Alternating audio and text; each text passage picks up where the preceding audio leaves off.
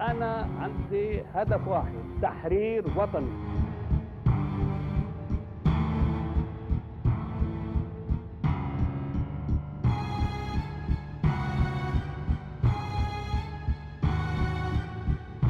أنا ما بتنازل عن شبر أرض من أرض بلادي.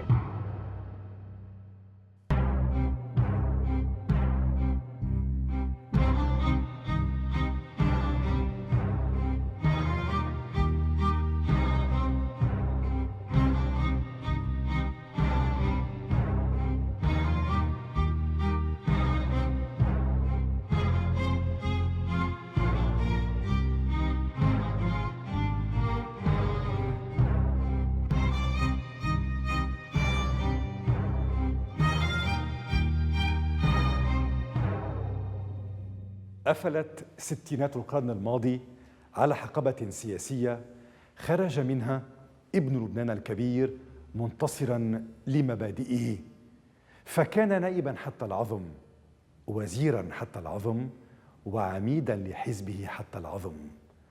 غاص في مهامه متسلحاً بكتابين اثنين: الدستور اللبناني والقانون، فكان لكل موقف مادته أو بنده، ولكل تطور اجتهاده. وقد بنى قراءاته ومعرفته على حدس سياسي حكى منه مواقف متصلبة كانت بالنسبة له وللتاريخ فيما بعد حقائق، توقعها فوقعت، رجاها فتحقق بعض منها، ثم أطلت حقبة السبعينات بكل أحداثها. لاعبون كثر أغوتهم مساحة 10,452 كيلومترا مربعا، وقد صنفوا لبنانيين إقليميين ودوليين. بينهم فضل ريمون إدي اللعب منفردا، فمشى على خط حدود لبنان الكبير مغردا خارج سرب من السياسيين استدرجوا إلى التحليق في فضاءات إقليمية ودولية.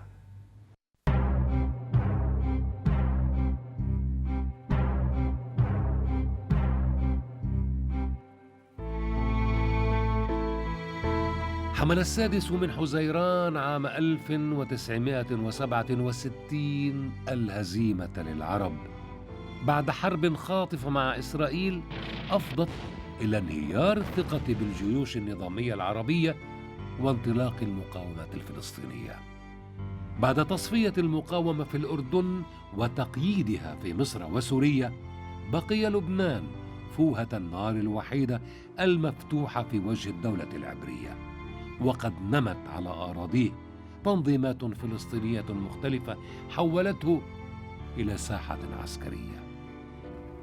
كان ريمون إدي من الرافضين لانطلاق العمل المسلح من الساحة اللبنانية، ولا سيما مع إقفال الساحات العربية الأخرى في وجه الفلسطينيين، مميزاً بين وجودهم المدني ووجودهم المسلح الذي لا بد في رأيه من أن يدخل لبنان في مواجهة مع إسرائيل ويكسر اتفاق الهدنة الموقع بين لبنان وإسرائيل في 23 من آذار عام 1949.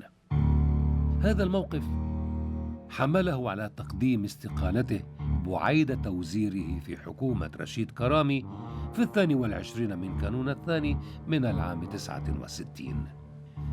سأل يومها رئيس الجمهورية شارل حلو عما يمكن أن يقوم به كرامي منعاً لانهيار لبنان. هل يوقف النشاطات المسلحة للفدائيين أم يطلب قوات دولية لحماية الحدود الجنوبية؟ أتاه الجواب بأن أي من الاقتراحين غير مقبول. قال حلو: لا نستطيع وحدنا منع الفدائيين من القيام بنشاطهم، ولن نطلب قوات دولية. فاستقال إدي. هذه سبب استقالي كان أول دخول للفلسطينيين على العرقوب، 40 مسلح فاتوا على العرقوب، دعوا لمجلس وزراء طارئ ودعوا قائد الجيش شو بيعملوا بدخول الفلسطينيين المسلحين لأول مرة على العرقوب. طبعا ريمون إدي قال: يا بنحط قوة دولية تمنع التسلل أو بنبعث الجيش يظهرهم وإلا ال 40 بيصيروا 400. والعرقوب بتنتشر مرض سرطان بيمتد على كل المنطقة. صار في جدل، كان حاج حسين وين بيقوم بيقول له لا ما فينا ندخل جيش، قصة بتعرف في اعتبارات طائفية وقتها كان ندخل جيش يضرب فلسطينيين هيطلع من ضجة من عالم عربي. قال له فإذا يا حاج حسين إذا في أسلوب ثاني أنا ما عندي مانع، تفضل اعزمهم على سان جورج، قول لهم كرمال هدأ أنظارهم، إذا بتقدر أنا ما عندي مانع. وقت الجدل صار كثير بيقولوا على التصويت، هني 4 بيصوت بيير جميل وريمون قدي مع إخراجهم، والثاني الباقيين منهم حاج حسين بيصوت ضد إخراجهم. ريمون قدي بيقول للرئيس الحلو لك حق تصوت أنت، مش مثل اليوم كان له حق بالأول. قالوا ما دام أنتم انقسمتوا طائفيا 2-2 أنا ما بصوت. قالوا إذا ما بتصوت هاي استقالة. استقاله جاك بيير وسقط الحكومة.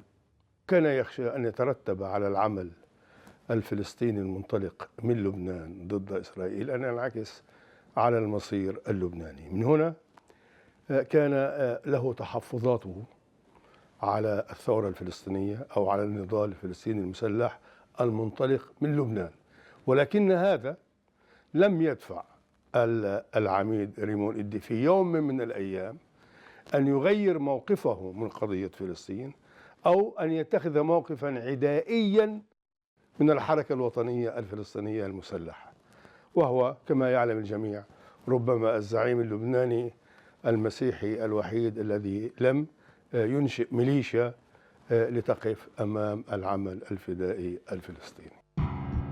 شهد عام 69 صيفاً حاراً بدأ بسقوط حكومة كرامي على وقع تظاهرات مؤيدة للعمل الفدائي ضد إسرائيل، وانتهى بحوادث أمنية عمت المناطق اللبنانية كافة، حصدت قتلى وجرحى وأدخلت الجيش في مواجهة مع المسلحين الفلسطينيين. استفحلت الأزمة الحكومية ومعها اشتد الصراع الميداني. إسرائيل تواجه الفلسطينيين في الجنوب وتغير على مناطق لبنانية أخرى، فيما الجيش يشتبك معهم في مجد السلم وجوارها.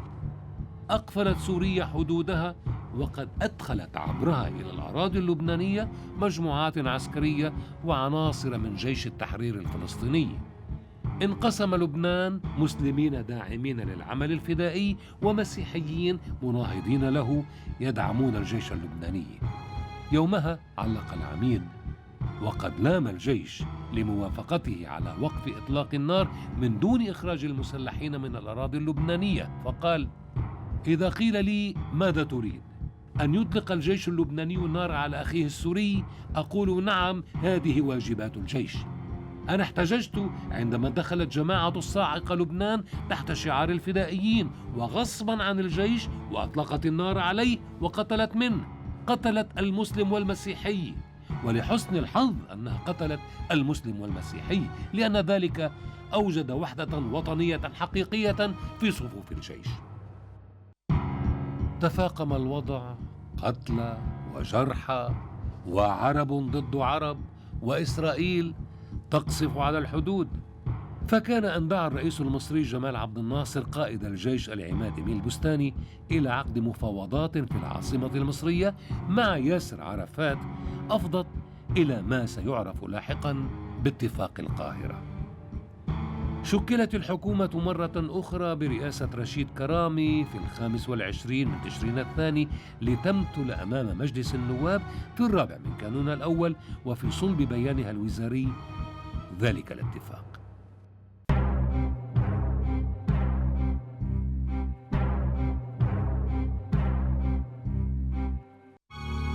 إنه 6 من كانون الأول عام 69، إنه اليوم الثالث على التئام مجلس النواب لمنح الثقة أو حجبها عن الحكومة التي ولدت بعد مخاض عسير استمر أكثر من 7 أشهر.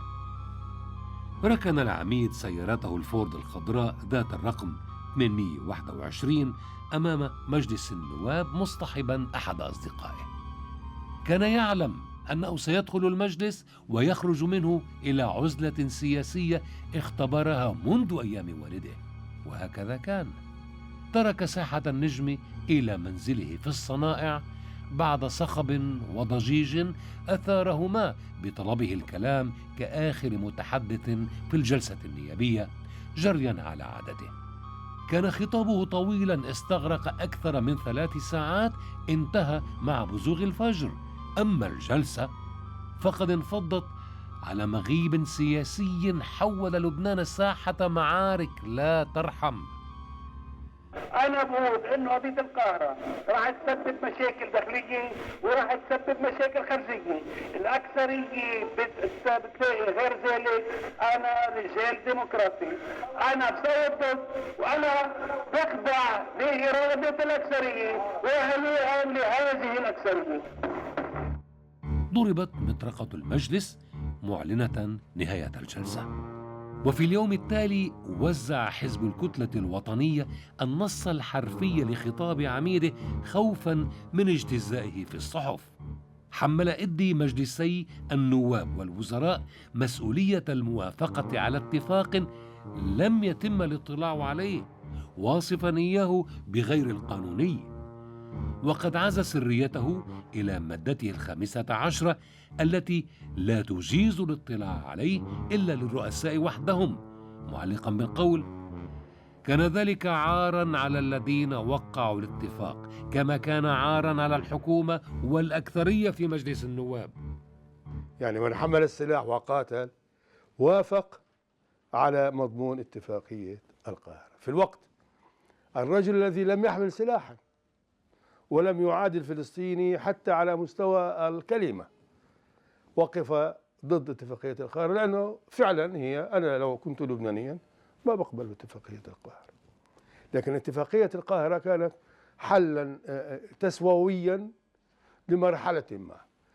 أكاد أقول أن اتفاقية القاهرة في رأيي الشخصي كإنسان عاش تلك المرحلة كان الحل مشكلة لبنانية أكثر من مشكلة لبنانية فلسطينية. وأنذاك شعر أنه هو الوحيد اللي صوت ضد هذا الاتفاق، في حين أنه في كثيرين بما فيهم حلفائه، إن كانوا حلفائه السابقين ككميل شمعون وبيير جميل، أو حلفائه الدائمين ككمال جنبلاط ورشيد كرامي، مشوا في هذا الاتفاق. مين حدا وقع عليه؟ مين بيقول انه وقعنا عليه؟ الله يرحمه العميد إدي كان يقول احيانا، لبعدين بطل يقولها لانه تفاهمت انا وياه. كان يقول انه الكتائب وافقوا على اتفاق القاهرة، ويعطي الدليل انه شارك بيير جميل بالحكومة. قلنا وقتها اتفاق القاهرة إذا تبين لنا عندما نطلع عليه أنه سيء سنرفضه، إنه هلأ مش مطروح علينا، نحن ما عم نناقشه. فعليا كان قد اطلع عليه قبيل مغادرته إلى الجلسة، وقد نشرت بعض بنوده صحيفة الأهرام بعد 3 أيام من توقيعه، فيما لم يطلع عليه قبل إقراره لا الوزراء ولا النواب اللبنانيون.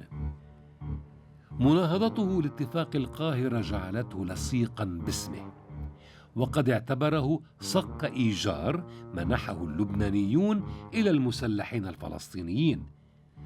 ظل يناهضه حتى تم إلغاؤه عام 1987، مما جعله يفتخر ببصيرة تفوق من خلالها على حكومة ومجلس بكاملهما.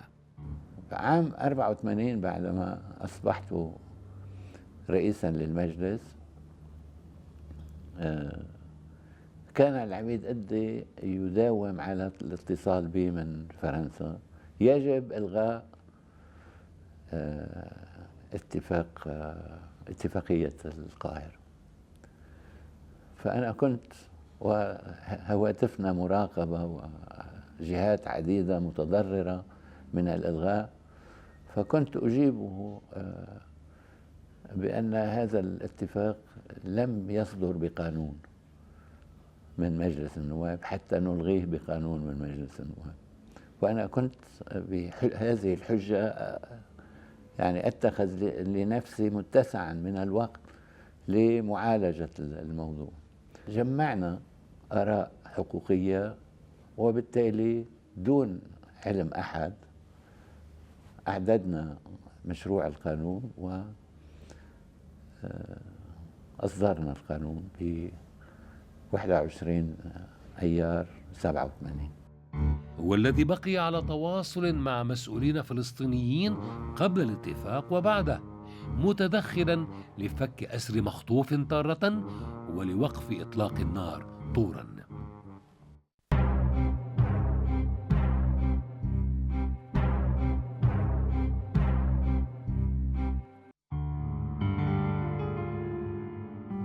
شق اتفاق القاهرة طريقه إلى التنفيذ مع نهاية عهد الرئيس شارل حلو وبداية المعركة الرئاسية التي عزم العميد على خوضها كمرشح كالعادة. ترشيح أتى بعد كر وفر وبورصة أسماء بدأت بمطالبة نواب النهج بعودة الرئيس فؤاد شهاب إلى الكرسي الأول، وترشيح الرئيس كاميل شمعون بيير الجميل في المقابل مع موافقة العميد حليفهما الثالث. وضع شهاب شرطا أساسيا للترشح، وهو استقطاب أصوات ثلثي المجلس، فيما وضع ريمون إدي نصب عينيه معركة تجمعه في مواجهة الرئيس الأسبق مثل ما حصل عام 1958. غير أن شهاب فضل ترشيح حاكم مصرف لبنان الياس سركيس كاسم يعمل على استمرار النهج الشهابي بعد ضعف حلو في تثبيته. بيد أن المعركة لم تنطلق باسمين اثنين، إذ دخلها كاميل شمعون كمرشح معركة قاطعا الطريق أمام حليفيه في الحلف الثلاثي بيير الجميل الذي طرح اسمه كرئيس توافقي، وريمون إدي كاسم يخيف الخصم. انكسر الحلف لدخول أركانه معركة فيما بينهم، وأفضى الخلاف إلى تسوية عبر تسمية سليمان فرنجي مرشحا في وجه سركيس والنهج الشهابي الذي يمثله. وفي 17 من آب عام 1970 خيضت المعركة وفاز على أساسها سليمان فرنجي برئاسة الجمهورية، وقد حمله إليها فارق صوت واحد. اعترف ريمون إدي بعد فترة أنه لم يكن مقتنعا بإيصال فرنجي إلى الرئاسة، بل صراعه مع الشهابية قاده إلى تبني أهون الشرين. وقد سجل حينها سابقة انتخاب الرئيس في 3 دورات اقتراع، حين عطل دورة الاقتراع الثانية بإسقاطه ورقتين في صندوق الاقتراع، بعد أن لاحظ أن عضو كتلته أحمد إسبر صوت لسركيس على عكس إرادته. أعيد الاقتراع للمرة الثالثة. هذه المرة جلس العميد إلى جانب إسبر لضمان صوته لفرنجي. أراد إدي استكمال معركته ضد المكتب الثاني بتوليه وزارة الدفاع، فرفض فرنجي قبيل تشكيل حكومته الأولى. ذروة الاختلاف بين ريمون إدي وسليمان فرنجي حملتها الانتخابات النيابية عام 1972، حين خاصم رئيس الجمهورية وكذلك كاميل شمعون وبيير الجميل مرشحي الكتلة الوطنية في البترون وكسروان والمتن، فيما فاز العميد و4 من كتلته بالمقاعد النيابية: إدوار حنين عن بعبدة، ريمون إدي وأحمد إسبر وإميل روحان صقر عن المقاعد الجبيلية. وقد أتى ذلك بعدما صرف فرنجي اعتمادا لإنشاء مرفأ سياحي في جبيل على مشروع آخر في زغرتة. يومها طلب إدي لقاء الرئيس في بعبدة. أعلم أحد العاملين في القصر وكان من آل فرنجي بسبب زيارته، فرد عليه قائلا: ولو يا عميد، ما لك لنا وما لنا لك. حينها نهره العميد وصاح بوجهه: أبدا، جبيل ليست زغرتة، وما لجبيل يجب أن تتم إعادته إليها. ثم ذكر الرئيس بأنه لولا صوته لما جلس على كرسي الرئاسة، فجابهه فرنجي بالقول: صوتي هو الذي حدث الفرق. خرج العميد وقد قرر عدم العودة لزيارة فرنجي.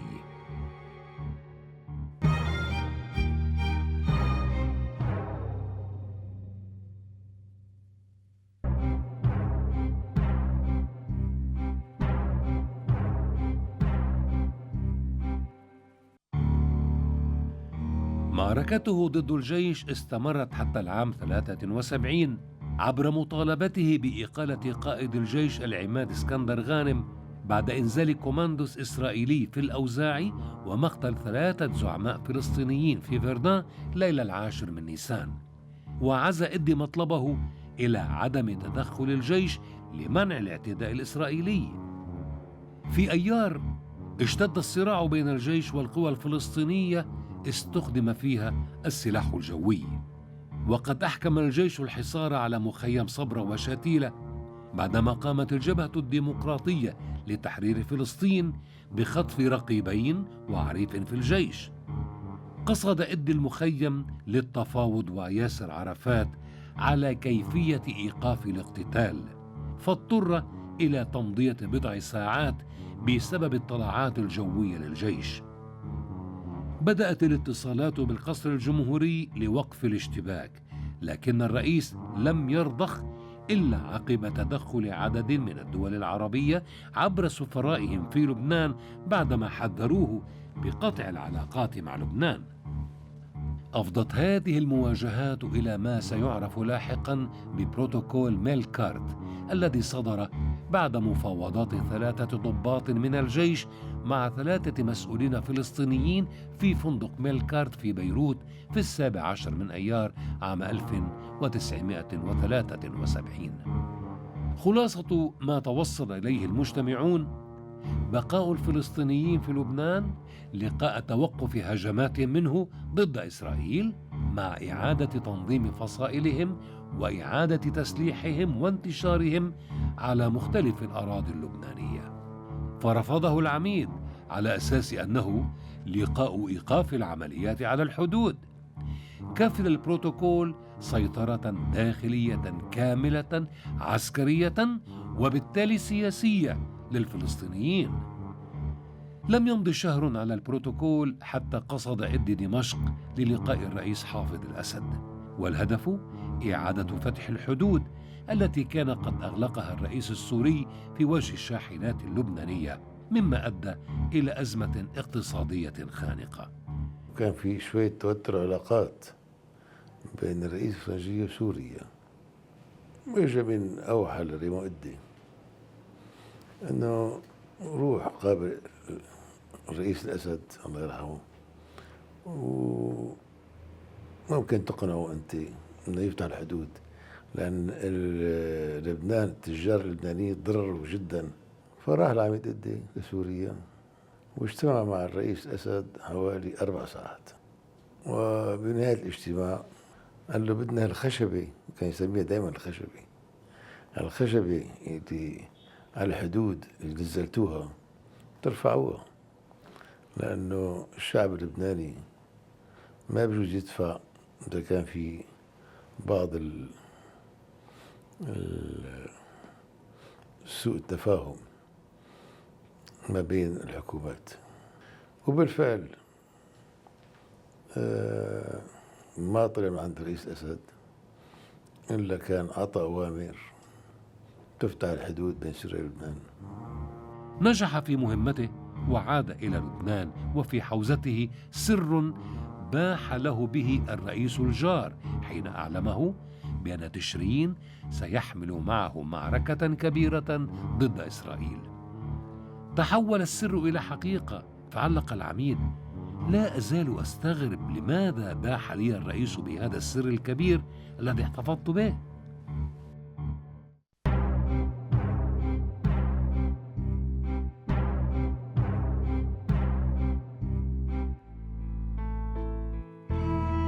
نشاطه الإقليمي والدولي وصل عام 74 إلى حدود الاتحاد السوفيتي حينها، وتحديدا سيبيريا. هناك صلى في كنيسة كاثوليكية في عقر دار الشيوعية التي طالما حاربها. ثم التقى الزعيم السوفيتي ليونيد بريجنيف طالبا منه دعم أي طلب أمام مجلس الأمن لاستخدام القوات الدولية إلى لبنان. لطالما آمن إدي بأن مشكلة لبنان مع إسرائيل أولها المياه وآخرها المياه، ولطالما شكل ذوو القبعات الزرق هاجسا بالنسبة له دفعه ذات يوم إلى وضع كتاب بعنوان لي كاسك بلو لم ينشر مثل كتابيه الآخرين سوفي لو ليبان و لا كيستيون ليبانيز اكسبليكي اوز امريكان. في الزيارة رافقه الزعيمان كمال جنبلاط ورشيد كرامي. الاهتمام الأكبر لريمون إدي كانت لبنان، بمعنى آخر واهتمامه بالمنظمات الدولية وبالدور الذي تستطيع أن تلعبه هذه المنظمات الدولية بالنسبة للقضية اللبنانية. طبعا القضية اللبنانية مرتبطة بالقضية الفلسطينية، ولكن كان أهم مشكلة عنده هي القضية اللبنانية. في طريق العودة أفصح له صحافي أمريكي عن خطة كيسنجر لتقسيم لبنان نصفين، لبنان مسلم ولبنان مسيحي تفصل بينهما طريق بيروت دمشق، وينشأ فيه وطن للفلسطينيين الذين لا تريدهم إسرائيل. إلى طاولة بطريرك الروم الكاثوليك مكسيموس الخامس حكيم في العام نفسه حذر كل من كميل شمعون وبيير الجميل مما سمياه قبرصة لبنان، أي مؤامرة هنري كيسنجر لتقسيم لبنان. يروى أن الجميل قال لإدي: نحن مع التقسيم، لقد عانينا كثيرا من الفلسطينيين. فرد عليه: ولماذا قبلت باتفاق القاهرة؟ أجابه الجميل: لقد أخطأت. بعرف أنه إلى جانب الموضوع المواجهة مع الفلسطينيين بوقتها كان عم يطرح مثلا بقوة موضوع تقسيم لبنان، وكان ريمون إدي واقف ضد هذا التقسيم، وواقف ضد حلفائه بالأمس، يعني في الحلف الثلاثي اللي كان فيه هو والرئيس شمعون والشيخ بيير جميل، وقف في مواجهتهم في بداية الحرب اللبنانية في موضوع التقسيم اللي كان عم ياخذ يعني منحى وبعد متقدم جدا، وقال أنا ماني مستعد شوف لبنان مقسم، بدي أعمل كل جهدي بالتعاون مع كل اللبنانيين الآخرين لا أمنع هالتقسيم.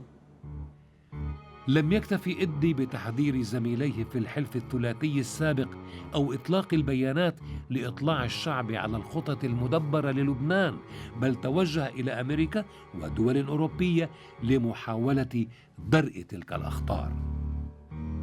في عام 1975 عاد واجتمع بشمعون والجميل هذه المرة إلى مائدة البطريرك الماروني، وحذرهما من المضي في محاربة الفلسطينيين. بعد درس طويل لما سيقوله لهم وما سيجابهانه به خلال اللقاء لم يقتنعا، وقد أنهى إدي اللقاء قائلا: إذا لم تؤيداني سيمحى لبنان من الخريطة، لدي معلومات وثيقة وليس في وسعي كشفها كلها. وقتها كميل شمعون وبيير جميل صار يطلبوا من ريمون إدي إنه يمشي معهم يشترك بالحرب ويسلح جماعته، ووافق وما يوقف على الموقف المعارض. وبيير جميل قال له: لازم تطلب يا ريمون من جماعتك من أصحابك الفرنسوية إنه يساعدونا. قال له ريمون إدي: يا بيير أنت سنة 36 مشيت ضد المعاهدة مع فرنسا. قال له: إيه غلط بال 36. قال له: سنة 43 أول واحد طلب إنه يفلوا الفرنسوية من لبنان. قال له: غلط بال 43. قال له: سنة 69 أنا رفضت الاشتراك بحكومة اللي وافقت على اتفاق القاهرة، أنت مشيت واشتركت بالحكومة. قال له: غلطنا بال 69. قال له: يا حبيبي بيغلط 3 مرات بالسياسة بيقعد على جنب، لأنه هالمرة رح تغلط وغلطة كبيرة رح تخرب لبنان وأفظع بكتير من الغلطات 3 الأولانية. قال له: لمعلوماتك معنا دولة قوية عم بتساعدنا. كميل شمعون بيقول له: معنا مش بس دولة، معنا دولة عربية. قال له: الدولة العربية والدولة الكبيرة عم يضحكوا عليكم، عم يستعملوكم تيخربوا لبنان، وبيترك الاجتماع على زعل. نحن كان عندنا قناعة تامة من بعد 73 إنه الدولة ما رح تقدر تاخذ قرار، وإنه إذا كنا نحن بدنا ندافع عن نفسنا بدنا نقلع شوكنا بإيدنا. مشان هيك بلشنا من 73 نحن نتدرب ونتسلح، لأنه شايفين إنه بقى نوصل لمرحلة الدولة ما رح تقدر تحمي حدا، وهذا اللي صار. وكان قرار ريمون إدي من حيث المبدأ حلو كتير، بس عمليا ما كان قرار أبدا واقعي. على أثر الاشتباكات وقسوتها التي عمت لبنان من شماله حتى جنوبه وانقسامه جبهات، حض إدي رئيس الجمهورية على تقديم استقالته والاقتداء بما فعله الرئيس جمال عبد الناصر حين شرح للشعوب العربية الظروف التي أدت إلى النكسة. دعا إدي الرئيس فرنجي إلى شرح ما يجري للشعب اللبناني، ولا سيما بعد سلسلة حوادث كان أبرزها حادثة عين الرماني وبسطتها، لكنه في المقابل رفض الانقلاب العسكري الذي قام به العميد أول الركن عزيز الأحدب، كما رفض العريضة النيابية التي طالبت بتنحي الرئيس. وافق على تعديل المادة 73 من الدستور لانتخاب رئيس للجمهورية قبل 6 أشهر من موعد الانتخاب، فانتخب الياس سركيس من دون استقالة فرنجي. كانت نقمته كبيرة على فرنجي كما على شمعون والجميل، وقد اتهمهم بطلب دخول الجيش السوري إلى لبنان، وكان ذلك في 31 من أيار عام 76. يوم دخول الجيش السوري خاطب إدي الرئيس الأسد سائلا إياه عن مدة إقامة جيشه في لبنان ومن سيصدر الأوامر إليه، طالبا منه استفتاء رأي الشعب السوري بوجود جيشه في المناطق اللبنانية. ثم صعد في مناوئته للسوريين قائلا: أنا أتهم الرئيس الأسد بأنه يريد تقسيم لبنان، وسوريا لم تقبل إطلاقا وجود لبنان المستقل الذي خلق بمبادرة فرنسية عام 1920، معززا تصريحاته بما كان يعلنه مسؤولون سوريون ومنهم عبد الحليم خدام حين قال: لبنان هو جزء من سوريا وسنعيده لدى أي محاولة للتقسيم، بما في ذلك الجبل والساحل والأقضية الأربعة. ما كان في قرار لا من مجلس الوزراء ولا من مجلس النواب، وكان هالدخول هيك دخول فجائي، ونحن اعتبرناه يعني نحن هذا دخول غير شرعي. ولذلك ريمون كان له الفضل انه جمع قيادات مسيحيه اسلاميه. يعني بذكر يومتها ببيت ريمون إدي اجتمعنا، كان صقب سلام، كمال جنبلاط، وكان رشيد كرامي، وكان ريمون، وكان الرئيس حسين الحسيني. ويومتها وقعنا على طلب انه وجوب خروج او جلاء الجيش السوري فورا من لبنان لانه دخوله كان غير شرعي، واعتبرنا انه هذا يعني بدايه لانتهاك سياده لبنان وحدود لبنان واستقرار لبنان. ايامها انتخب الرئيس سركيس، قدموا الانتخاب، اجل الانتخاب 6 أشهر، وهو كرئيس منتخب راح حضر اجتماعات قمه عربيه بالرياض وبالقاهره، وصدر عن القمه العربيه قرارات تقضي بإنشاء قوات ردع عربية مؤلفة من كل الدول العربية اللي بتريد أنها تشارك وتجي توقف الحرب بلبنان وتسهر على السلم الأهلي بلبنان. وبقي ريمون إدي على موقفه في هذا الأمر، مما اضطروا أنه بفترة يغيب عن البلد يعني مدة طويلة. في رأيي أيضا حافز ريمون إدي في ذلك كما القيادات اللي كانت معه في هالأمر مثل صقب سلام ورشيد كرامي، هو يعني المحافظة على البلد وعلى وحدته وعلى عدم إفساح المجال لتدخل أحد في أمورنا وشؤوننا الداخلية، بدءا من الفلسطينيين إلى السوريين إلى غيرهم ممن كان في وقت ما يطمح إلى التدخل في الشؤون اللبنانية. ذلك العام وجه رسالة مسهبة شديدة اللهجة إلى هنري كيسنجر جاء فيها: ليس لي شرف معرفتك، لكنني أعرف ما تقدر عليه، خصوصا منذ أصبح هذا الجزء من العالم حقل صيد مغفورا لك، تستطيع أن تختار فيه من الطرائد ما يروقك. إني لأجد نفسي مضطرا إلى الملاحظة أن الجيش السوري الذي دخل لبنان من غير إذن السلطات المختصة وفي غير الشكل المقتضى ما كان ليفعل لولا موافقة الحكومة الأمريكية، ولا أستطيع أن أتصور للحظة أن صديقكم الجديد حافظ الأسد سمح لنفسه باحتلالنا من غير أن يحصل من واشنطن على الضوء الأخضر. لماذا يا سيد كيسنجر لا تأتي لتمضية ليلة أو نهار في بيروت؟ صحيح أنني لا أستطيع أن أضمن لك ليلة هادئة أو أن أضمن سلامتك. لو فعلت لاستطعت أن تقدر عن كثب منافع التدخل السوري في كل الميادين، ولكنت ربما أسفت لهول الكارثة التي حملتنا إياها. أتاه الرد من كيسنجر الذي كان في نيو مكسيكو. قال: قبل أن أدافع عن نفسي أحب أن أذكرك بزيارتي للبنان. يومها طلبت شخصيا من سفارتنا في بيروت أن تتصل بأجهزة الأمن عندكم وتلح عليها بوجوب تغيير مكان الاجتماع برئيس جمهوريتكم لأسباب تتعلق بسلامتي. وكنت بهذا العمل أحاول أن أمتحن مقدار السيادة اللبنانية وقدرة السلطة على فرض إرادتها. وبدلاً من أن ترفض الدولة اللبنانية هذا الإحراج، انتقل رئيس البلاد إلى مكان خفي سري ليجتمع به. عندئذ أدركت حقيقة أن لا وجود للدولة اللبنانية وأن السيادة معدومة. وصدقني أن اللقاء القصير كان مضيعة لوقت الثمين، فقد سئلت أكثر من 10 مرات عن الضمانات الأمريكية لاستقلال لبنان وسيادته، ولم أجد لدى المسؤولين أي رغبة وطنية في تأمين هذه الضمانات. ولا أكتمك أنني أجريت امتحانات عديدة من هذا النوع مع حكومات عربية أخرى، ولكن جميع المسؤولين في الأردن أو سوريا أو مصر أو غيرها رفضوا تغيير بند واحد في برنامج الزيارة، واعتبروا أن الدفاع عن أي زائر رسمي هو مسؤولية داخلية.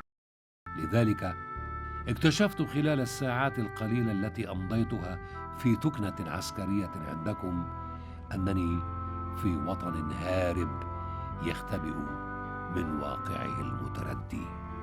والزلازل لا تحدث إلا في الأرض المشقوقة. ولا أكتمك أن لبنان هو بلد مثالي لتحقيق المؤامرات، ليس ضده فقط وإنما ضد العالم العربي ككل. من هنا اكتشفت في تناقضاته عناصر جديدة لنصب فخ كبير للعرب جميعا.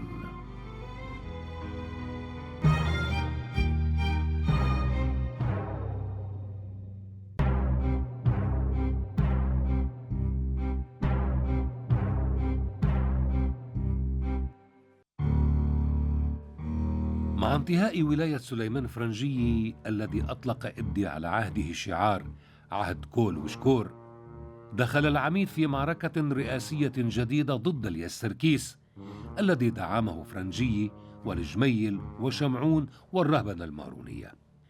كانت معركة العميد خاسرة سلفا، ولا سيما أن خصمه يحظى بدعم سوري وأمريكي، فيما روج المروجون أن إدي هو مرشح الفلسطينيين، وقد دعمه جمال جنبلاط وأحزاب الحركة الوطنية بعد ترشحه. هذاك الوقت بعد جفاء قدام 2 ما بين سوريا والفلسطينيين صار اجتماع بالشام. اجى ياسر عرفات مع هيئة التحرير الفلسطينية اللجنة التنفيذية 12 واحد. بعد نقاش طويل التفت الطرف السوري لعرفات واللجنة التنفيذية، قالوا طيب نحن هنجي معكم، نحن حندعم ريمو إدي وحنعمل كل الدعم لريمو إدي وانتم تدعمونا، نحن نعمل نفس الشيء، وهيك ما في أسباب لهالعتب. فبنط أبو إياد دخلك كل شيء إلا هي. قالوا ليش؟ وانتم مع ريمو إدي؟ قال له نحن مع ريمو إدي معارضة، بس نحن ما بدنا يصير رئيس جمهورية. إذا إجا ريمو إدي رئيس جمهورية أول شغلة بده يقول بده يجيب بوليس دولي اللي نحن عم نحاربه. فلما راح لباريس سمح لي أن أنقل له بصورة شخصية وسرية له شخصيا الحادثة. قال لي مو صحيح، هذا كلام مو معقول، أنت دائما بتدافع. قلت له أنا ما أملك شيء، أنا في سر سمح لي أقول لك إياه، ببرهن لك إنه أنت على غلط، وكان في ناس عم تلعب بينك وبين سوريا، وسوريا بتقدر نظافتك وأخلاقك. بعد سنتين اجتمعت أنا وياه بالصدفة، قرب علي قال لي القصة اللي حكيت لي إياها تحققت منها، طلعت مزبوطة، لذلك أنا كنت غلطان. كمال جنبلاط كان بده ريمون إدي رئيس جمهورية. هلأ التسويات حول الرئيس الياس سركيس هي التسويات اللي كان ريمون بمواقفه نفسه يوضع حاله خارجها. لم يكن رجل تسوية، وبالتالي لم يكن الرجل اللي نقلوه للتسوية. وهون الفارق بين بعض سياسات كمال جنبلاط وبعض سياسات ريمون إدي. ولكن اللي جمعهم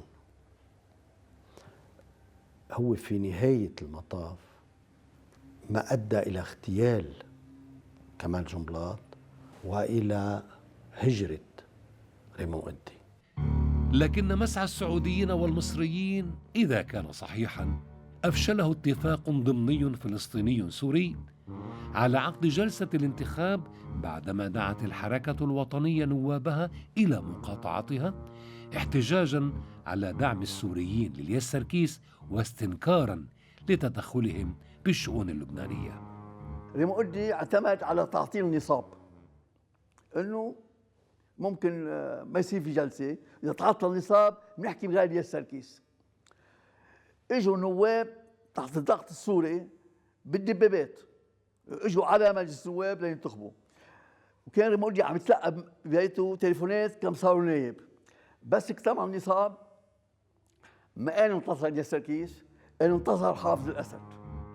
غير أن سركيس شق طريقه إلى الرئاسة عبر قصر حسين منصور في 8 من أيار عام 76، وتصويت 66 نائباً لصالح سركيس من أصل 69 حضروا الجلسة.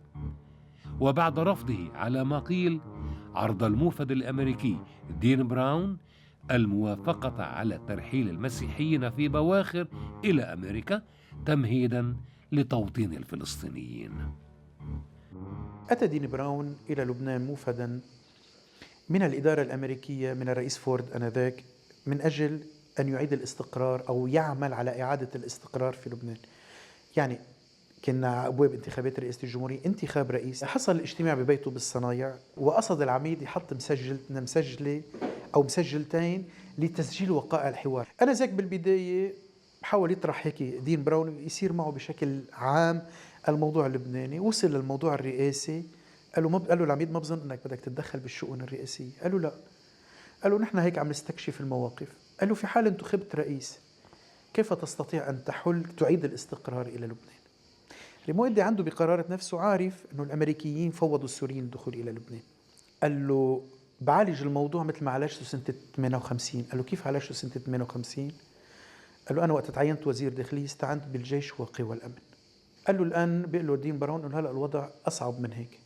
قال له بستعين بالجيش. قال له الجيش مفتت ومقسم وما فيك تستخدمه، هو طرف في النزاع لأنه الجيش مشتت على الأطراف. قال له بستعين بالقوات الدولية. قال له كمان ما فيك تستعين بالقوات الدولية لأنه نحن بنحط حق الفيتو. فعندئذ بيقول له دين براون لا، أفضل طريقة هي أن تستعين في الجيش السوري وحده الذي يستطيع أن يبسط الأمن في لبنان. عندئذ يختم الحوار ريمون إدي بيقول له بهذه الحال بنصحك تروح عند الياس سركيس وفي 50 مرشح ماروني بيوافقوا معك على انتشار الجيش السوري في لبنان. أنا لن أعطي غطاء لسوريا في لبنان لأنه لسوريا أطماع في لبنان. عندئذ قال ريمون إدي أنه أنا خسرت انتخابات الرئاسة. كان العام 76 مثقلا بالأحداث وبالتطورات التي ألقت بثقلها على ريمون إدي سياسيا وشخصيا، إذ تعرض ل3 محاولات اغتيال، أولها على يد الكتائب في منطقة نهر إبراهيم في 24 من أيار، وثانيها على يد الصاعقة المدعومة من سوريا في 11 من تشرين الثاني، حين أصيب في فخذه وهو يهم بالخروج من سيارته قبالة منزله في الصنائع.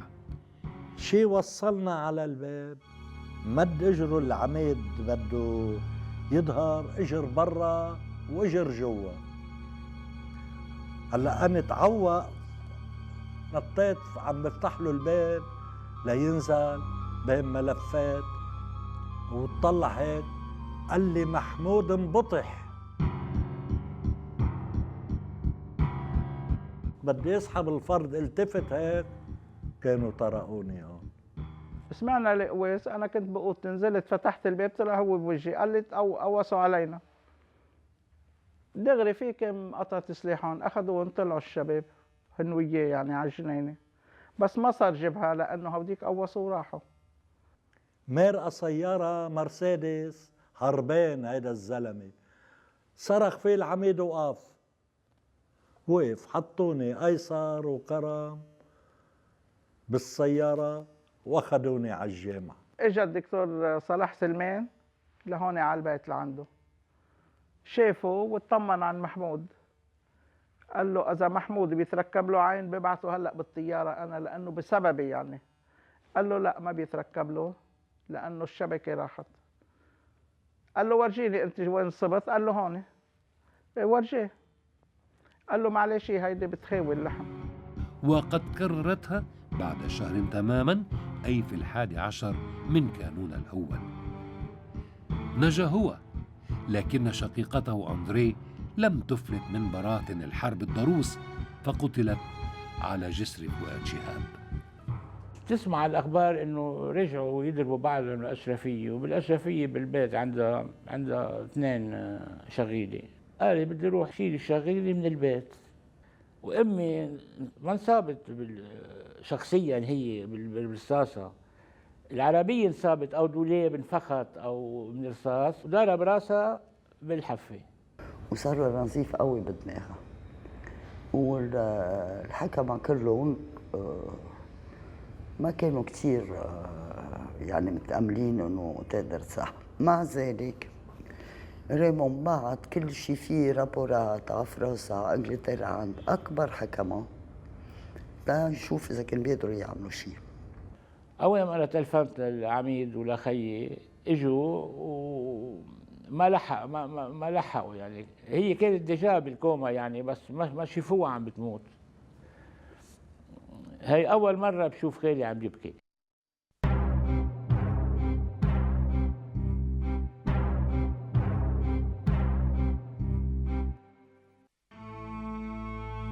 إثر الاغتيالات دعاه الرئيس المصري أنور السادات إلى القاهرة.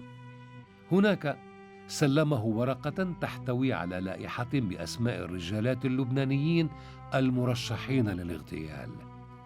اسم ريمون إدي كان ثانيهم بعد كمال جنبلاط. يجيب ريمون إدي أنه أنا سبق وكمال جنبلاط أن أعطاني أو أطلعني على لائحة في عدد مماثل من الأسماء مرشحة للقتل واسمي من بيناتها. فعندئذ بيقول له السادات أنا بقترح عليك شغلة، تبقى في مصر وبتبقى قد ما شئت، وأنا بأمن لك كل الإمكانيات الراحة للبقاء هون والحماية، وإذا شئت أن تؤلف حكومة في المنفى فأنا أرحب في هذا الأمر. لكنه أبى، قال له إنه سيزور السعودية، لكنه غادر إلى باريس، وقد أعلم محاسبيه بأنه سيبقى فيها بضعة أيام، لكنه بقي فيها إلى الرمق الأخير. Pourquoi la capitale française? Parce que il était avant tout francophone, culture française essentiellement, et parce qu'il y avait de grands amis. Et il était reçu par les présidents Mitterrand et Chirac qui le consultaient très souvent. لبنان الكبير ضيق على حياته، كاد أن يخسرها، فهرع إلى 40 متراً في العاصمة الفرنسية. أفصح فيما بعد أنها شكلت له مساحة واسعة من الحرية للإدلاء بالتصريحات واتخاذ المواقف التي كانت محظورة على السياسيين المقيمين في الوطن. العميد لما اجى لباريس عبى الوضع اللبناني بشكل كبير في الساحة الفرنسية، فكانت فرنسا تعرف ما يحدث في لبنان ويتابع لبنان ويتابع ما يقوله العميد. فعندما ذهب فعلا أحسوا بنوع محرومين كأولاد محرومين. Puis je l'ai connu en France comme exilé. Lui qui avait une maison vaste, un palais, voilà qu'il vivait dans une chambre d'hôtel toute petite, mais il se sentait au large par son esprit au Liban. Chaque fois qu'il y avait un attentat au Liban, une catastrophe, il réagissait d'une manière extraordinaire. Il appelait la presse française, il répondait à leurs questions. Il était, je dirais, le corps était en France, mais l'esprit était resté au Liban. هكذا ترك بحر جبيل ووسط المدينة في بيروت وسهول عانة وبيته فيها وجلساته مع أبنائها تحت الأشجار وبين نصوب الزرع والعنب.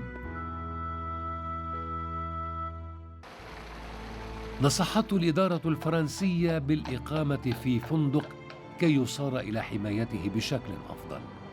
هكذا كان، إذ اختار العميد فندق برانس دوغال في جدة جورج الخامس ليحتل جناحه الرقم 723 في الطبقة السابعة لمدة 10 سنين قبل أن ينتقل إلى كوين إليزابيث جناح رقم 83 في الطبقة الثامنة حيث لا يصل المصعد، ومن ثم إلى الجناح رقم 52 في الطبقة الخامسة. هناك بقي حتى وفاته. لم يكن ليبدل إقامته في هذين الفندقين إلا ليتركهما شهراً واحداً أو شهري صيف كل سنة إلى فندق جراند أوتيل دو لاران في بياريتس، وقد فرض على العاملين فيهما رفع العلم اللبناني فوق مدخلهما أسوة بالبلدان الأخرى. في الغرفة خريطة لبنان الكبير وخرائط لتوزع السكان وانتشار قوة حوض السلام، ولوحة لمرفأ جبيل ولأرزجاج ولبيروت، وصورة لوالدته وضعها إلى جانب السرير، إضافة إلى صور للعائلة وصناديق من الملفات وقصاصات الورق والوثائق والخرائط شكلت الأرشيف الذي يعود إليه كلما أراد برهانا على قوله أمام زواره أو في تصريحاته الصحافية. ريمو إدي كنت تروح لعنده تقعد انت وياه يطلع لك كل شيء فيه قصاصات صحف بتاريخ معين ليبرهن عن رأي معين، كان يفرجيك كل قرارات الأمم المتحدة المتعلقة بلبنان وبغير لبنان. يعني كان انسيكلوبيديا واسعة في موضوع الريشيرش، في موضوع التفتيش عن الآراء والحلول. حاول فرض النظام على حياته في العاصمة الفرنسية: استيقاظ باكر، استماع إلى الإذاعات ولا سيما إذاعة إسرائيل، استقبال الزوار وفقا لموعد سابق. أما ليلا فكان يعود إلى حياته كعازب وكدون جوان، يقصد السينما والمطاعم والمعارض والمتاحف، خصوصا اللوفر الذي أحب زيارته دائما.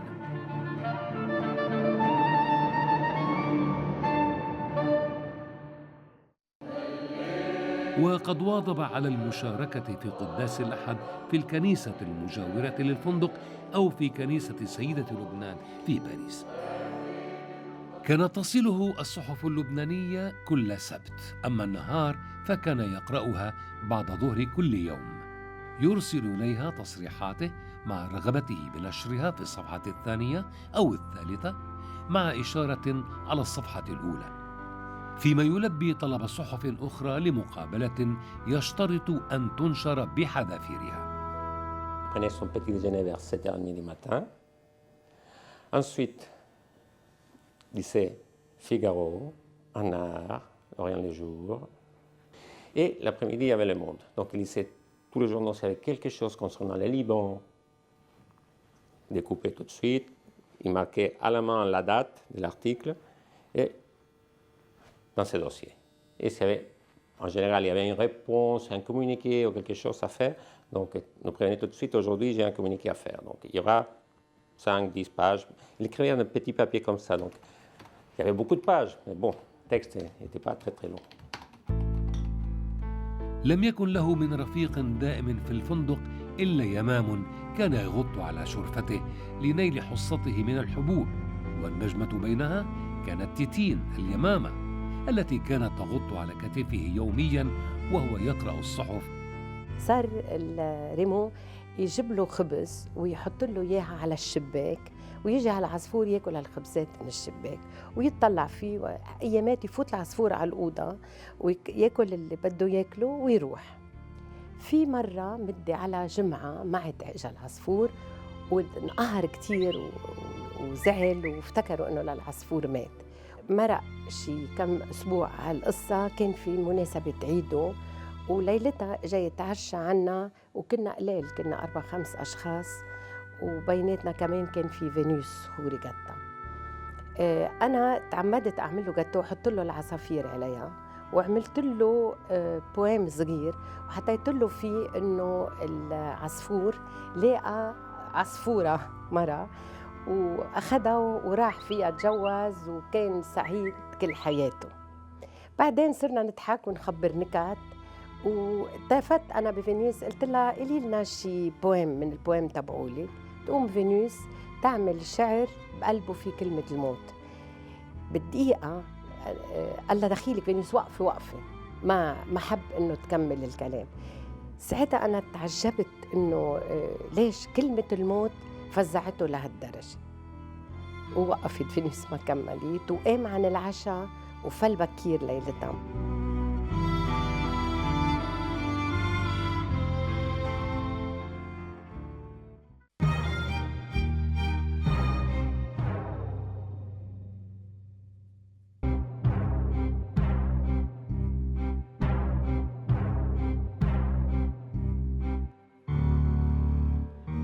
قبل وصوله إلى باريس اقترح على كمال جنبلاط تشكيل حكومة في المنفى في مصر أو في باريس، لكن الزعيم الدرزي رفض، وكان أن اغتيل جنبلاط في 16 من آذار عام 1977 بعد أشهر على مغادرة العميد لبنان إلى منفاه القسري.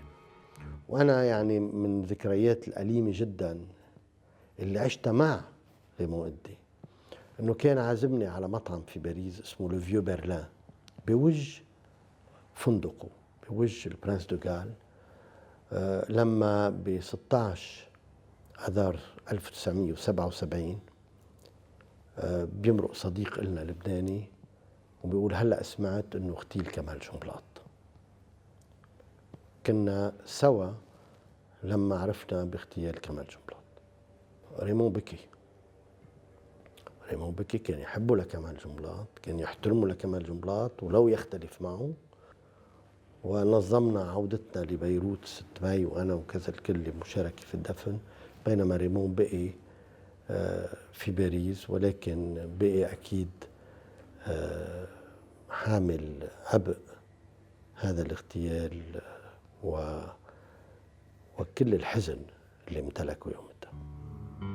في فرنسا كان مقر ريمون إدي أشبه بسفارة لبنانية يقصدها اللبنانيون سياسيين وغير سياسيين، وكذلك الأجانب من الساسة والصحفيين لاستمزاج رأي العميد. Je sais qu'il y avait entre 20 et 30 personnes qui venaient tous les dimanches. Je sais que M. Edé préparait un ordre du jour. Donc, il y avait une petite cloche que je voyais. Un jour, je lui ai demandé une jolie cloche en bronze. Je lui ai demandé, quoi ça? Ça, c'est pour interrompre quand les discussions ils vont au-delà. Hein. Il fallait donner la parole à quelqu'un d'autre. Donc, il sonnait la cloche pour la personne qui était à charge de la réunion ce jour-là. Parce qu'il semblait qu'il tournait un peu. ريمون إدي كان المظلة الكبيرة التي كانت تحتوي اللبنانيين في فرنسا، ووجوده بفرنسا كان في نفس الوقت يعطيهم نوع من روح أمل في فرنسا وبعودتهم يوما إلى بيروت. كان يعتبر فرنسا منبرا حرا له، وكانت هي توفره له بكل امتنان، معتبرة إياه صديقها اللبناني. مع ذلك رفض منحه وسام جوقة الشرف. مرة تلفن لي العميد وطلب مني اجي شوفه، وقال لي انه الرئيس شيراك ارسل له كتاب وتيمنحه جوقة الشرف. طلب مني العميد انه روح شوف الرئيس شيراك، لانه ما كان حابب ياخذ جوقة الشرف لسبب بسيط، هو انه كان يعتبر انه الدولة اللبنانية ما اعطته وسام، وما كانت صعبة عليه انه يحمل وسام الدولة الفرنسية وهو لم يكن حائز على وسام لبناني. من هناك بقي على معارضته الوجود السوري والاحتلال الإسرائيلي من دون أن يساوي بين الاثنين. طالب بإنهاء الاحتلال الإسرائيلي أولاً، ثم خروج الجيش السوري، وهما شرطان وضعهما لعودته إلى الوطن. لما اجتاحت إسرائيل لبنان سنة 77 78، أنا تعينت وقتها سفير للبنان بالأمم المتحدة. بيقول لي السفير الجزائري، قال لي نحن قدمنا شكوى ضد إسرائيل لاجتياح لبنان. قلت له ليش لبنان ما في قدم شكوى؟ قال مش عم تقدم شكوى. تلفنت لرئيس الحكومة قلت له بدنا نقدم شكوى ضد إسرائيل بمجلس الأمن. قال لي ايه عم في كلام بالصحف هيك وانك بدك تطلب قوة دولية. قلت له لا، اولا ما لي حق اطلب قوة دولية لانه مني يعني لبنان منه عضو بمجلس الامن، بس في حكي بقوات دولية، بس ما حدا في يبعتها على لبنان اذا نحن ما وافقنا. قدمت الشكوى، ما حكيت شيء على القوات الدولية. اجتمع مجلس الامن فورا، قرر اللي قدم القرار 425 مش انا، سفير أمريكا أندرو يونغ، واستشارني طبعا بقصة القوات الدولية. قال لي do you have authority to accept؟ عندك صلاحية القبول؟ قلت له أنا سفير لبنان وأنا بقرر إذا عندي صلاحية القبول أو لا، أنا عندي صلاحية تمثيل لبنان. طلبت الكلام. كان رئيس مجلس الأمن سفير بريطانيا صديقي جدا، كان نايب سابق اسمه سير ايفر ريتشاردز. قلت له سير ايفر you're a parliamentarian and I'm a parliamentarian. We have in Robert's Rules of Order إلى آخره شيء اسمه التصويت والتفسير التصويت بعد التصويت. أنا بقترح نطبقها لأنه الحرب ماشي وإسرائيل لا تزال متقدمة وفي صار موافقة إجماعية على مشروع القرار. بقى حقنا للدماء، وهيدي مدونة بالمحاضر الاجتماعات، يعني حقنا للدماء، خلينا نصوت فورا هلا ونشوف إذا فينا نعمل شيء لجهة تنفيذ القرار الليلي. بيطلب الكلام من حاله. قال رئيس مجلس الأمن يعطي الكلام لسفير حكومة صاحبة الجلالة. أنا كسفير حكومة صاحبة الجلالة أوافق على اقتراح لبنان وأقترح تأجيل الكلام إلى بعد التصويت، والتصويت فورا. نص ليل مرق قرار 425. رجعت على البيت أنا، رن التليفون، في التليفون خط مباشر مع بيروت. ريمو قدي شو ناطر ما بتدعي مجلس الأمن؟ يا عميد هلا ظهرنا مجلس الأمن واتخذ قرار وفي قوات دولية. قال لي قوات دولية؟ قلت له ايه قوات دولية؟ قال بس أنا في عندي هون قصاصة من لجور إنه بعدكم عم تبحثوا بدعوة مجلس الأمن. قلت له هلا مين قصدك انا ولا قصاصه لجوء لهالدرجه ايمانه بالصحف؟ قلت له هلا اذا بتسمح خليني ارجع على مكتبي لانه يمكن في بعد نعمل لك مفاجاه الليله انه نبعث القوات الدوليه الليله. هيك هو اول واحد تلفت، سكرنا التليفون صائب باك. شو هيدا؟ والله برافو عليك.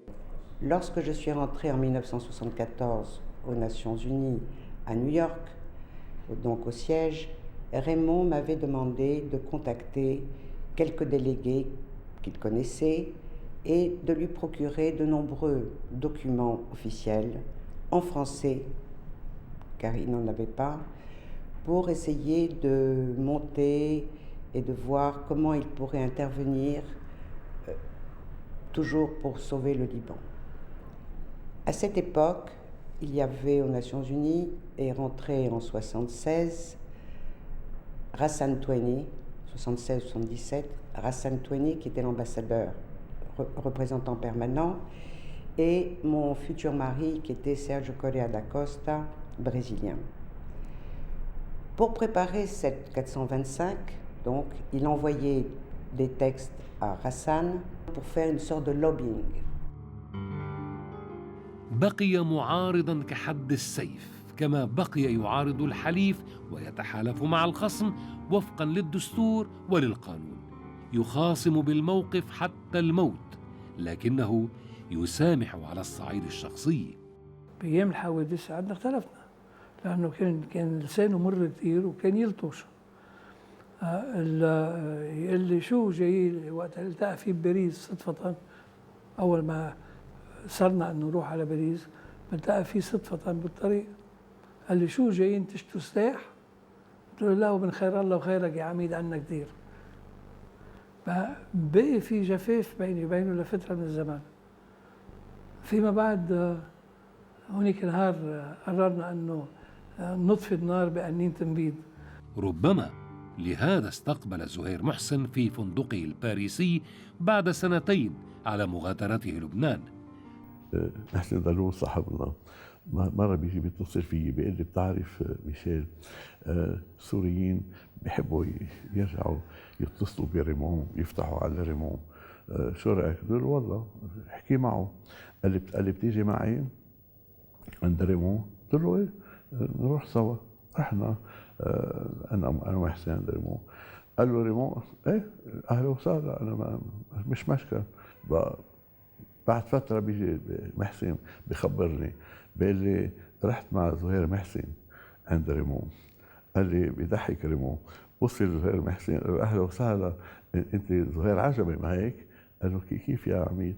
قال له ولو ما انت كنت تاخذ سجاد العجبي تبع الحي تبعنا. قال له ولو؟ قال له لا اهلا وسهلا فيك بس قول الحقيقة، زهير عجبي او لا؟ طيب سكت زهير محسن، ابتسم قال له بتمون يا عميد. قال له اهلا وسهلا فيك. بعد اللقاء نصح إدي لهذا الشخص الذي كان قد أمر باغتياله بالإقامة في فندق على غراره حماية لحياته.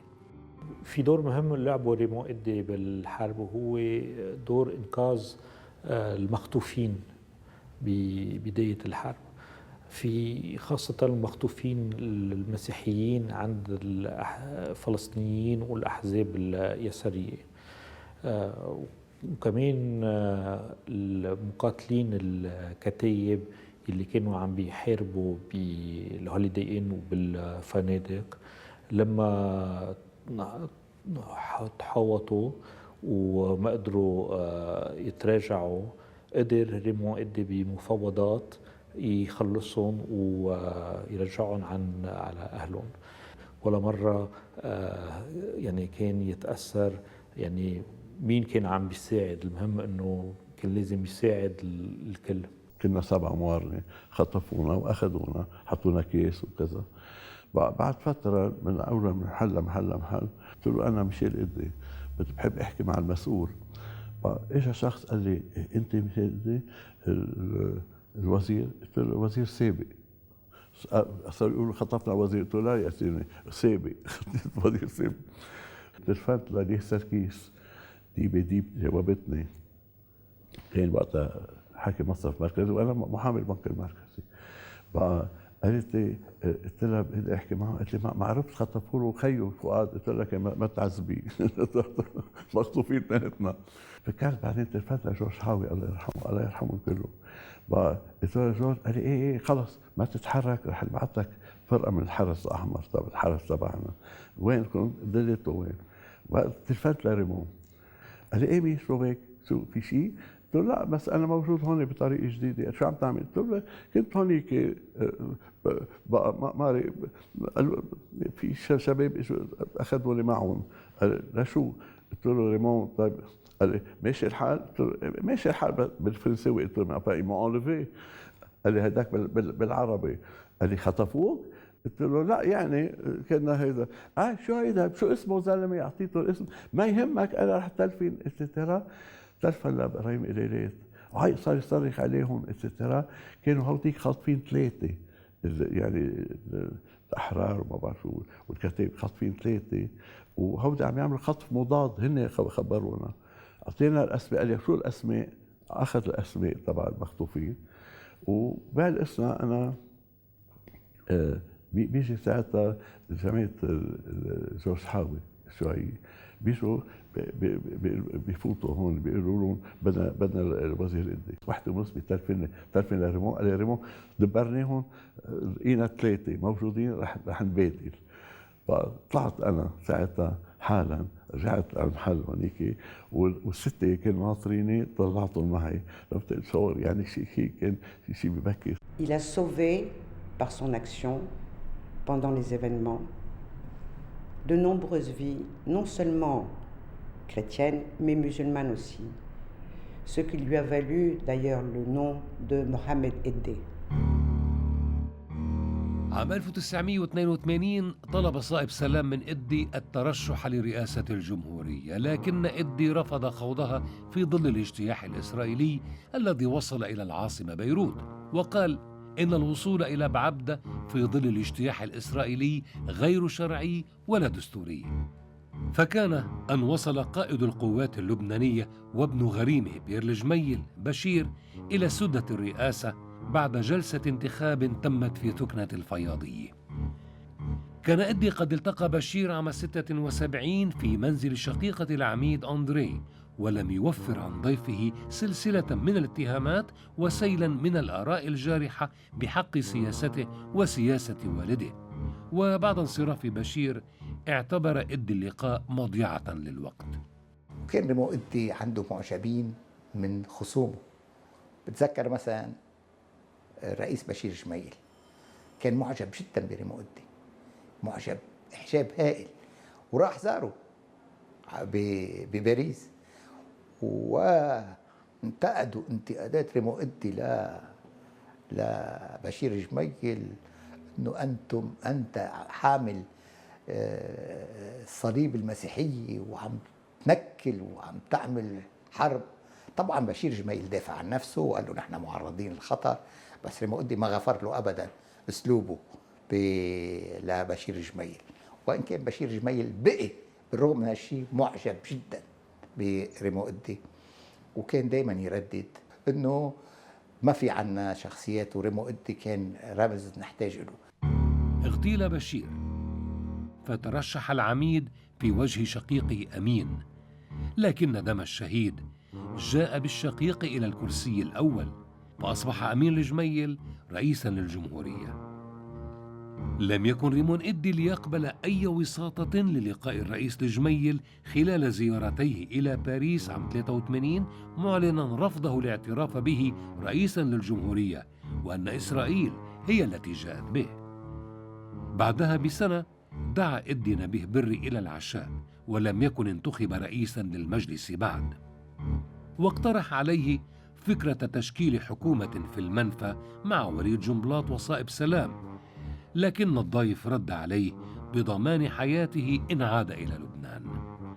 ليش ما تم هالتنسيق؟ ليش ما تم إنشاء حكومة بالمنفى أو شيء من هالنوع؟ أنا بعتقد إنه الظرف الدولي ما كان بيسمح، لأنه دوليا كانوا عاطين شيك على بياض لسوريا حتى تتصرف هون. كل الجبهات اللي انعملت بالمنفى في شخص بيقف بيألفها وبعدين الباقيين بيلتحقوا.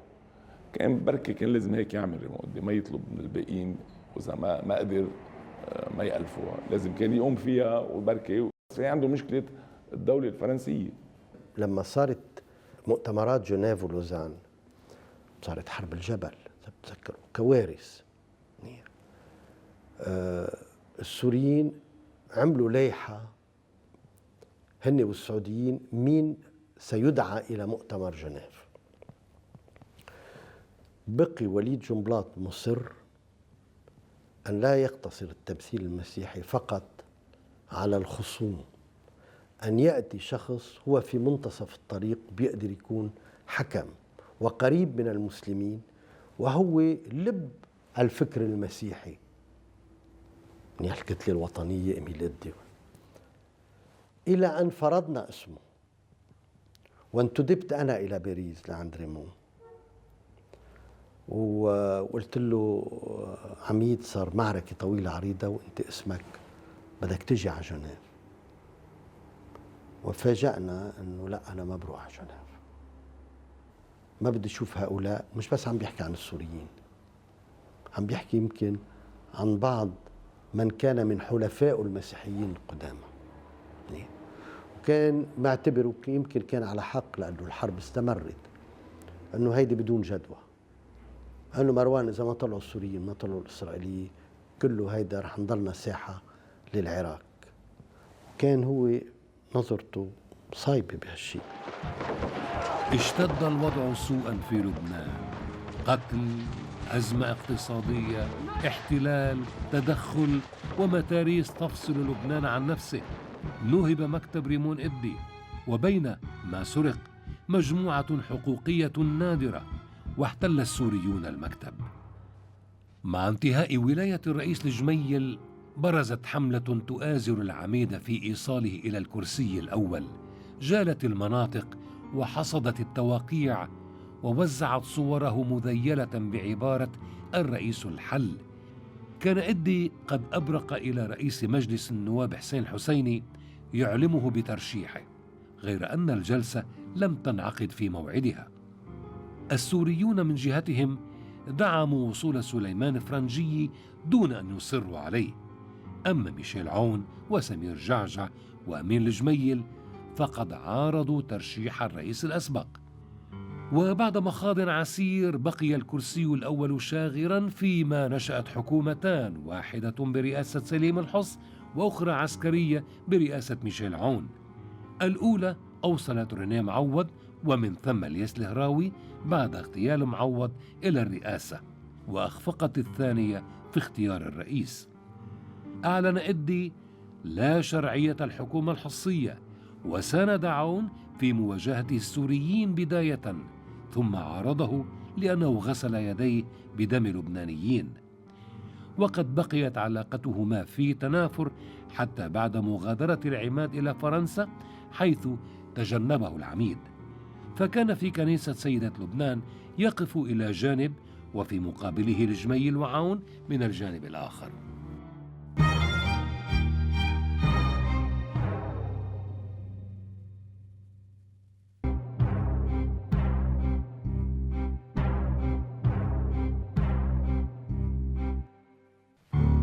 بقي مرشحا للرئاسة عام 89، وقد وضع شرطا على نفسه الترشح من فرنسا، وتعاهد الاستقالة إن لم تنسحب إسرائيل في غضون شهر تمهيدا لخروج الجيش السوري. شهد العام نفسه انعقاد لقاء النواب اللبنانيين في الطائف الذي انبثق منه الدستور الجديد. كان إدي من أبرز المعارضين له، ولا سيما بسبب عدم إدراجه ضمن بنوده عبارة صريحة تقول بانسحاب الجيش السوري من لبنان.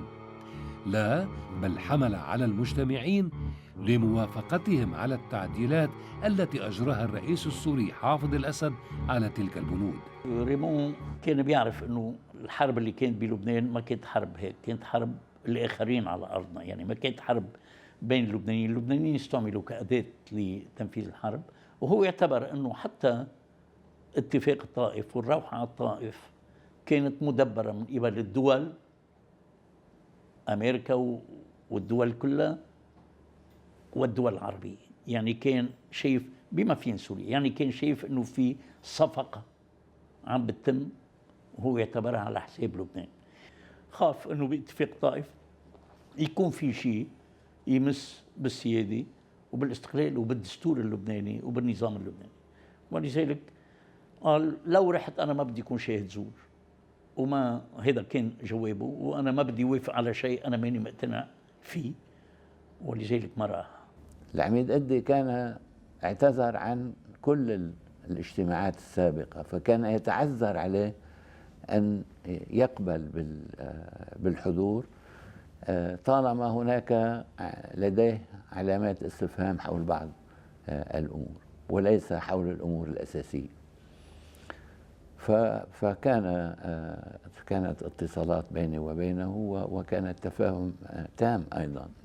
هو له موقف من آلية إنهاء الحرب، وبالتالي انسحاب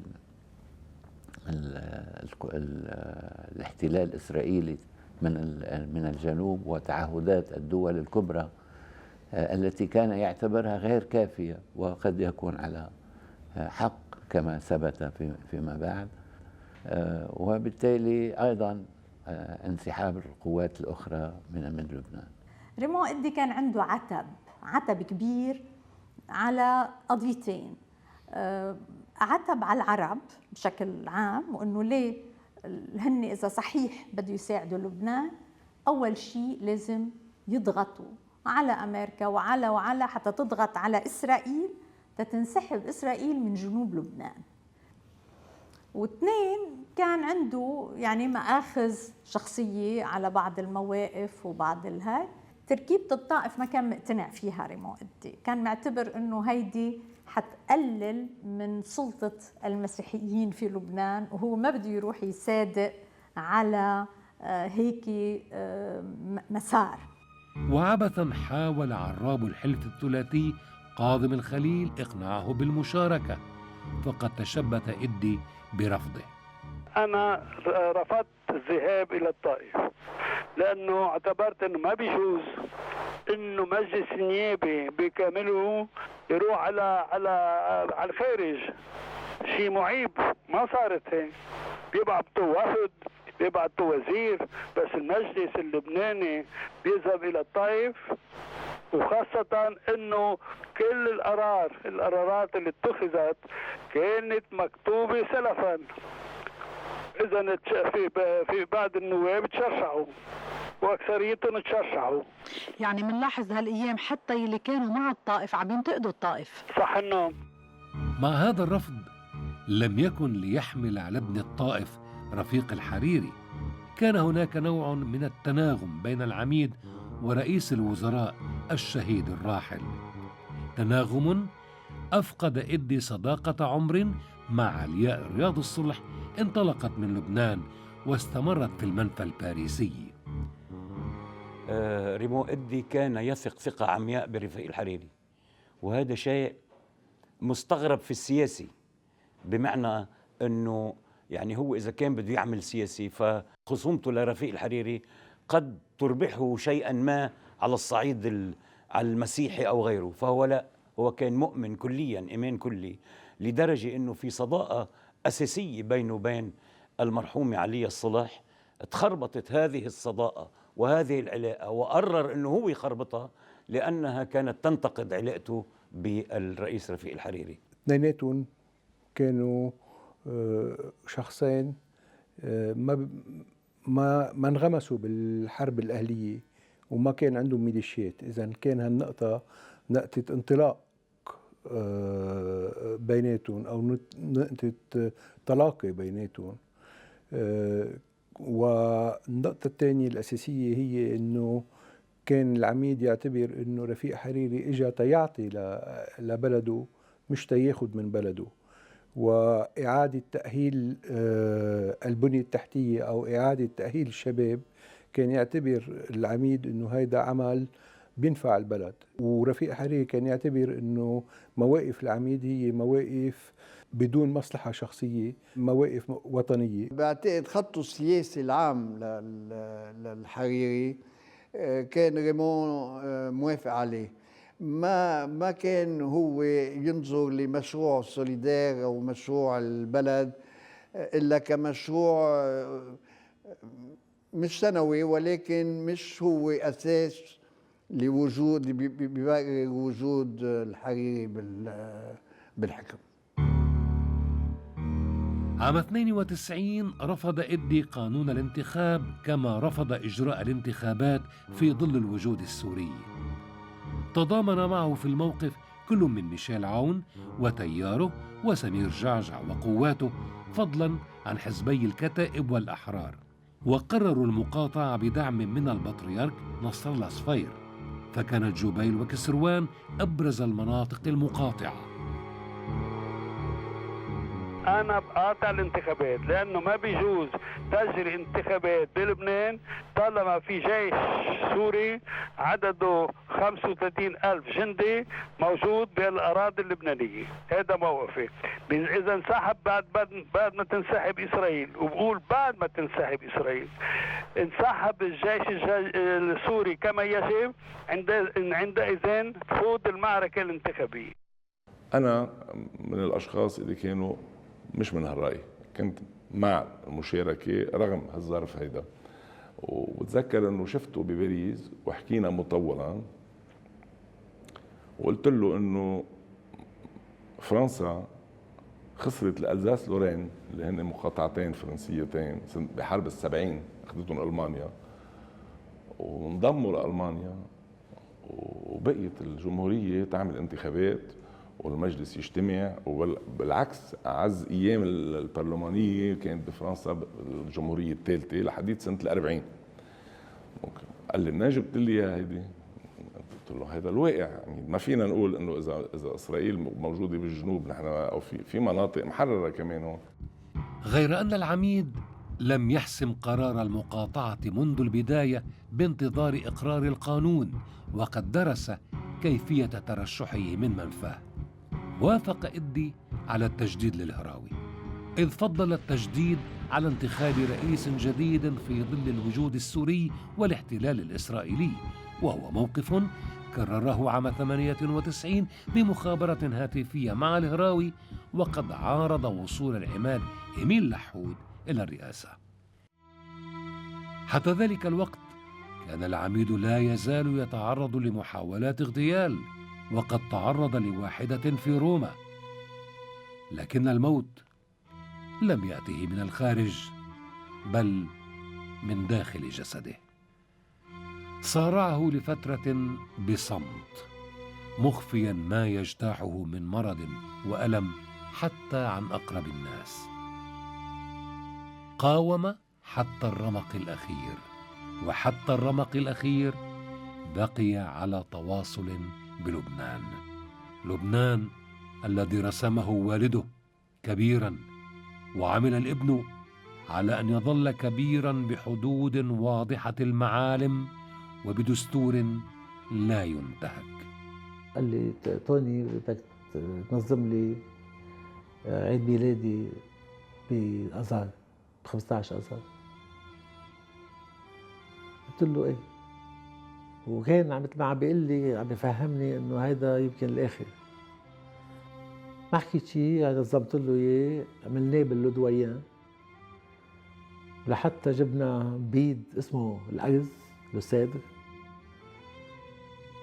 وجمعت له 12 صاحب راب له كتير، وكل السهرة كان ساكت ما قال كلمة، طفى الشموع، بس ما كان منيح، عارف حاله انه رايح. لو ما كنا داريين ولا عارفين انه حالته الصحيه كانت لهالدرجه. بقى قال لي ظهري عم بيوجعني وعامل سياتيك على التليفون، قلت له بس جي عبالنا نشوفك اشتقنا لك. قال لي ايه بجي. كان يوم الجمعه بالعشاء، وصل مأخر، وصل كانت الساعه 10، بس تلفن لي ليقول لي رح اتاخر بحيث جايين ناس من الجبال.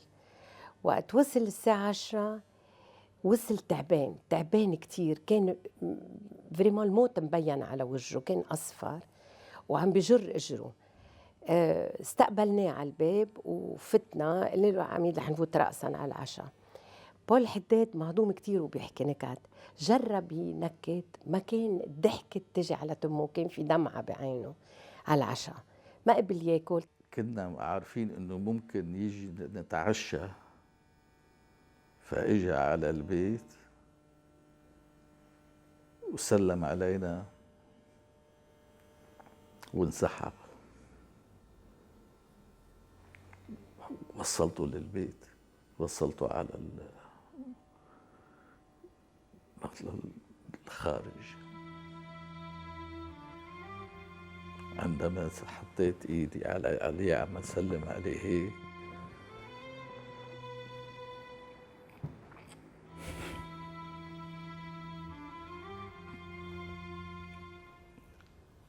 احسست انها توقفت.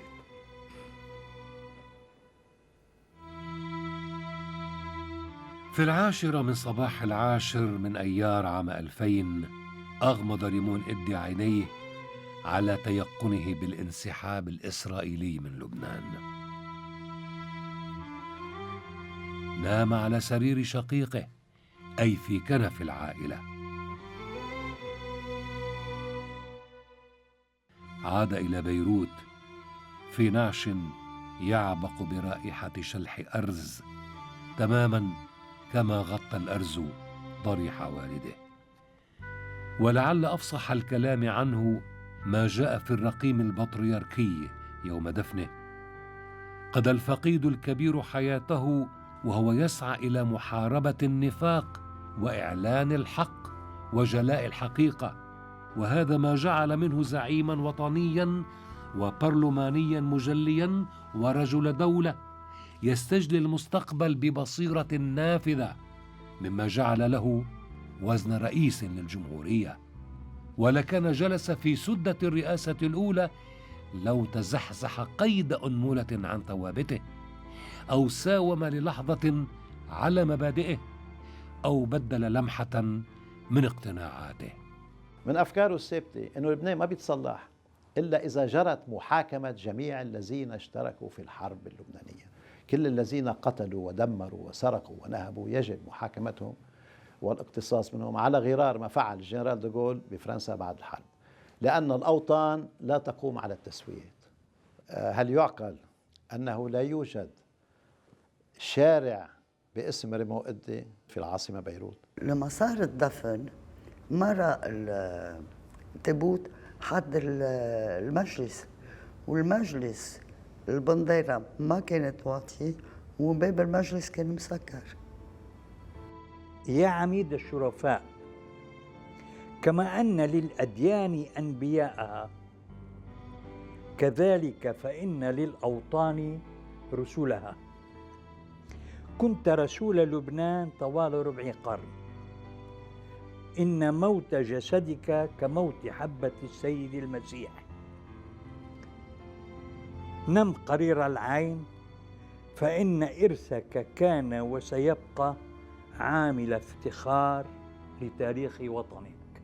قائد كبير في لبنان، ولبنان في أشد حاجة إلى قيادات تستطيع أن تلعب دور في حلول القضايا اللبنانية. أخذ معه الكلمة الجريئة، الموقف الواضح الصريح، ولكن كمان أخذ معه عناده. يعني العميد العنيد لقب ما إجا عن عبث. بالنسبة لي رجل مثالي، رجل حط محبته للبنان فوق أي اعتبار آخر، حتى فوق محبته لعائلته، حط قناعته بالقانون وقناعته بالدولة. كل الناس بيقولوا ضمير لبنان، فعلا كان ضمير لبنان، يلي لافت عنده تجرد كامل. ما شفت أنا بحياتي شخص متجرد مثله.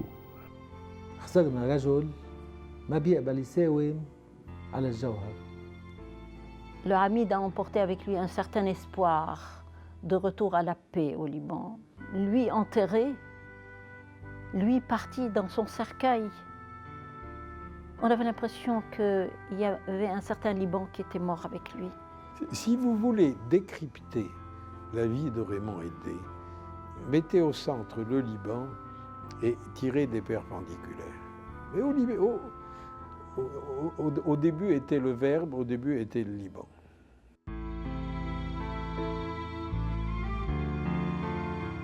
وهو ينتقل إلى جوار والده الرئيس وأمه وشقيقه بيير وشقيقته أندريه وإيميل الحفيد. أتى النداء من علياء الصلح فكتبت: يا أهل الوطن، يا سامعين الصوت، يا أبناء لبنان، والحاضر يعلم الغائب، إن العميد الضمير قد عاد.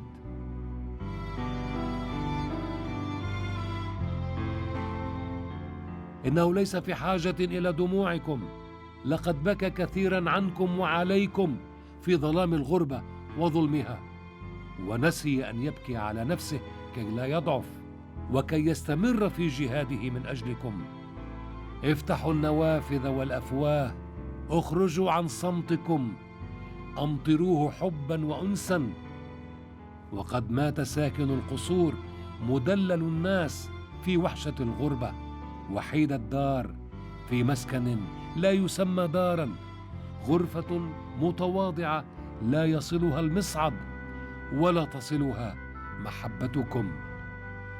عوضوه بقولكم: صباح التحرير يا عميد وقد بدأ، صباح الحرية يا عميد وسنبدأها معك غدا.